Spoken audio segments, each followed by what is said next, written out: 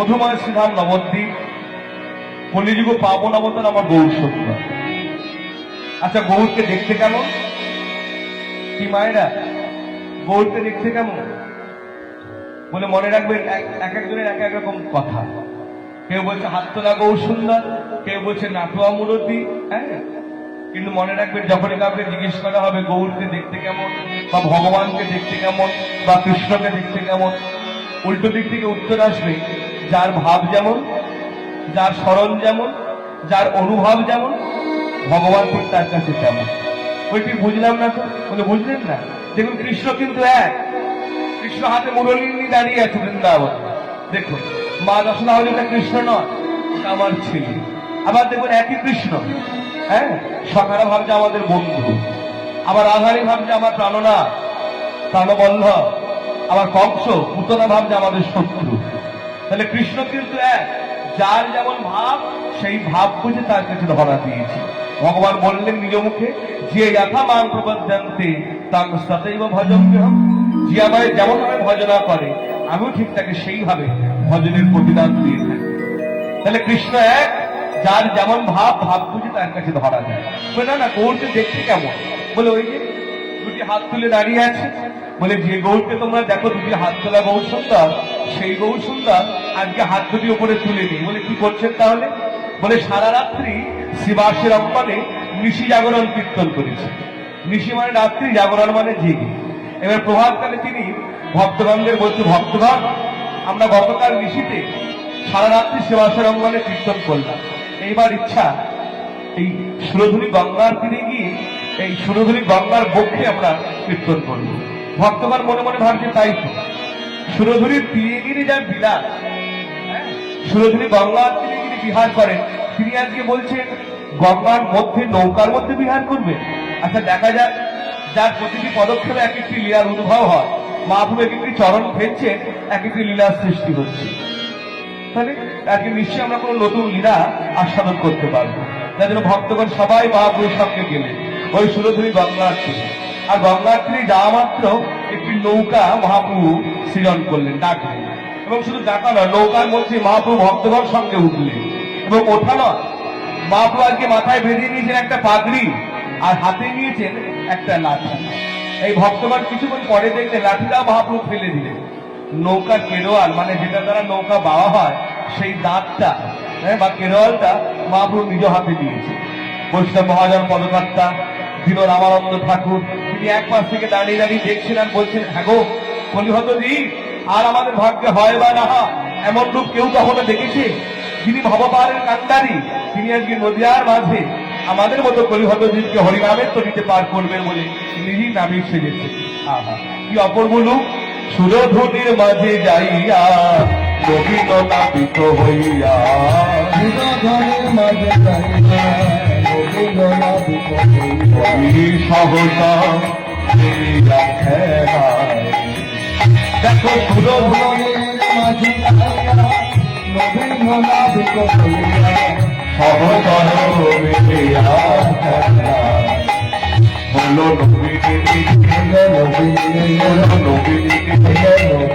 আমার ভুল হলি হলো, আমার ভুল হলি আগে থেকে দেখিয়ে পার করে দেয়, ভুল হলি হলো আজ থেকে দেখিয়ে পার করে দেয়, হবো পারলে নবীর কান্ডারি, হইব পার করে দেয়, হবো পারলে নবীর কান্ডারি, ভুল হলি হলো তাই সহজ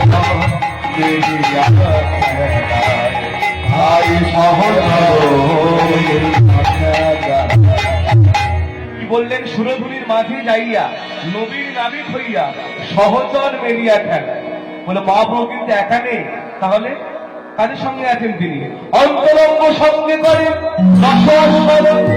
বহিরঙ্গে করেন হরিনাম সংকীর্তন।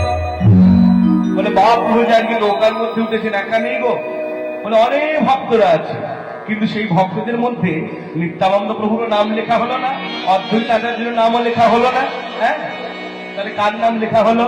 প্রিয় গদা পদ সঙ্গে আজ পুরব রঙ্গে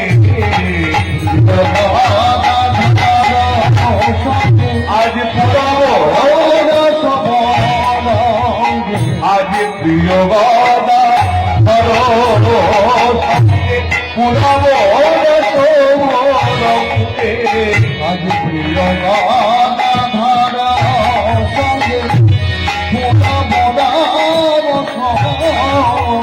গৌর আমার নৌকা গায় বসিয়া করে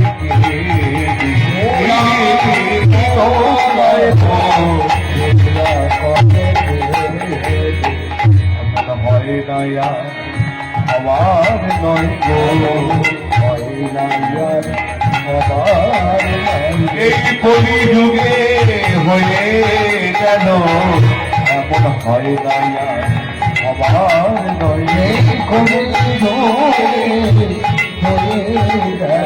পতি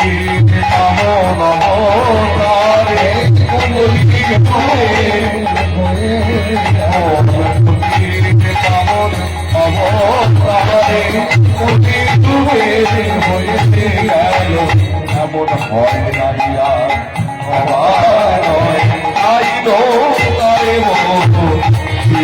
কবে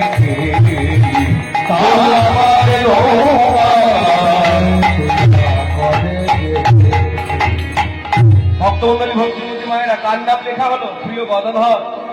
মহাপ্রভু আজকে নৌকাটা বাইছেন বটে, হ্যাঁ ওই হরিনামের তলিতে উঠে নৌকাটা বাইছেন বটে, কিন্তু হলে কি হবে? ওই আজকে নিত্যানন্দ অদ্বৈতাচার্য শ্রীবাস মন্দির সকলেই উঠেছে নৌকায়, কিন্তু মহাপ্রভু কারো দিকে লক্ষ্য নাই। মহাপ্রভু তাকিয়ে আছে কার দিকে? ওই গদাধর পণ্ডিতের দিকে। এই দেখেই ভক্তরা বুঝে নিলেন আজকে মহাপ্রভু যখন গদাধরের দিকে তাকিয়ে আছে, অর্থাৎ গদাধর থেকে এই গদাধর হচ্ছে লাভিনী শক্তি। মহাপ্রভু যে নৌকায় উঠলেন, এটা হচ্ছে হরি, এখানে বৈষ্ণব কথা বলিতে বলছে হরিনামের নৌকা। এই নৌকাটা হচ্ছে হরিনামের নৌকা, হ্যাঁ তার তত্ত্ব একটু পরে বলা হবে। তো মহাপ্রভু তাকিয়েছে গদাধর পণ্ডিত দিকে, বলে এত লোক থাকতে গদাধর পণ্ডিত দিকে তাকালো কেন? বলে গদাধর পণ্ডিতটা কে? বৃন্দাবনে একদিন নৌকার মধ্যে পাশা খেলা হচ্ছে, এই পাশা খেলা খেলতে খেলতে খেলতে খেলতে সখীগণ একটা পণ রাখলেন, বলে এই খেলায় যিনি হেরে যাবে তার শাস্তি হলো যিনি জিতে গেছে তাকে গিয়ে আলিঙ্গন করা, এটি হলো তার শাস্তি। আর খেলা শুরু হতে না হতে আগে থেকে একজন হেরে গিয়ে বসে রইলেন, তিনি হলেন বৃন্দাবন চন্দ্র শ্রীকৃষ্ণ। গোবিন্দ আগে থেকে হেরে গিয়ে বসে রইলেন। এইবার শাস্তিটা কি? যিনি জিতে গেছেন তাকে গিয়ে জড়িয়ে ধরা, মানে আলিঙ্গন করা। রাধারানী জিতে গেছে, এই গোবিন্দ ছুটতে ছুটতে গিয়ে দৃঢ় আলিঙ্গনে আবদ্ধ করেছেন। এই কিছুক্ষণ পর দেখা গেল একটা মহাভাব স্বরূপের সৃষ্টি হলো। বলে কিরকম ভাব স্বরূপ? দেখতে দেখতে রাধা গোবিন্দের ওই যে দুটি চূড়া একটা শিলায় পরিণত হলো। রাধা গোবিন্দের দুটি বদন একটি বদন হয়ে গেল, দুটি দেহ একটি হয়ে গেল, চারি হস্ত দুই হস্তে পরিণত হলো। এই যখনই চারটি চরণ দুটি চরণ হতে যাবে, কিছু সঙ্গীরা রাধারানীর চরণ ধরেছেন, কিছু সঙ্গীরা গোবিন্দের চরণ ধরলেন। হে রাধাশ্যাম, তোমরা নিজেদেরকে নিয়ে নিজেরা বিভোর, তোমার যে এইরকম মহাভাব সম্মিলন হলে একটা দেহ হয়ে যাচ্ছ, তা আমরা তো রসের কারিগর, আমরা রীতিনীতি যুগল ভাঙি যুগল করি, তা আমরা তাহলে প্রতিদিন তাদেরকে ঘর থেকে বের করে নিয়ে এসে যুগল করাবো? অতএব কৃপা করে তোমরা আবার পৃথক হও। এই সখীগণের অনুরোধে সেই মহাভাব সম্মিলন থেকে আবার গোবিন্দ আলাদা হয়ে গেলেন, রাধারানী আলাদা হয়ে গেলেন। কিন্তু মহাজন শাস্ত্রে ব্যাখ্যা করলেন এই যে কিছুক্ষণের জন্য এক ভাব স্বরূপের সৃষ্টি হলো, কলিযুগে ইনি হলেন রাধা শক্তি গদাধর পণ্ডিত। অর্থাৎ রাধারানী নিজের দেহ থেকে যেমন গৌর হয়েছেন, আর একটা রাধারানীর শক্তি হচ্ছেন গদাধর পণ্ডিত। যার জন্য ওই গদাধর রাধারানীর জেনে আজকে মহাপ্রভু তিনি বৃন্দাবনের শ্রীকৃষ্ণ এইভাবে ওই গদাধরের দিকে তাকিয়ে আছে, আর আজ অন্য কারোর দিকে তাকাচ্ছে না। এই নৌকাটা তখন বাইছে, হরিনামের নৌকা, বেশ নৌকা বাইছে। কিন্তু বাইতে বাইতে কি হলো জানেন? আকাশে কালো মেঘ দেখা দিল, আর কালো মেঘ হতেই তার সঙ্গে পবনের বাতাস, মানে ঝোড়ো হাওয়া উঠলো। নৌকাখানে একবার ডুবছে একবার উঠছে, একবার ডুবছে একবার উঠছে। যার জন্য বৈষ্ণব মহাজন এসব দেখে লিখলেন, ওগো ডুবু ডুবু করে না, ওগো বহয়বি সমবায়, ওগো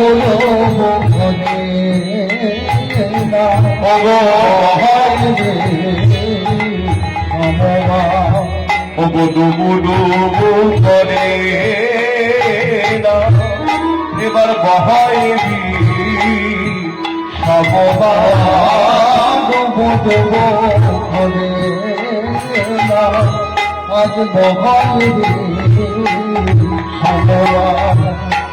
দেখি হাসে গোরা আমাদের গোরা বনমালী আজ দেখি হাসে গোরা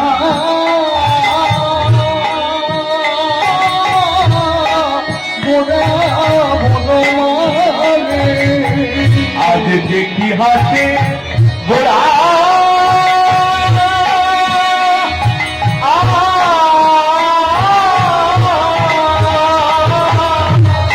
আমার গোরা বনমালী আজ দেখি হাসে গোরা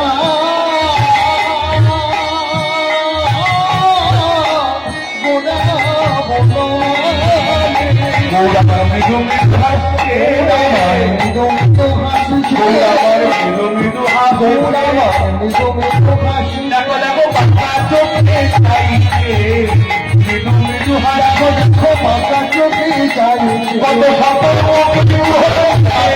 হরি হরি কত শত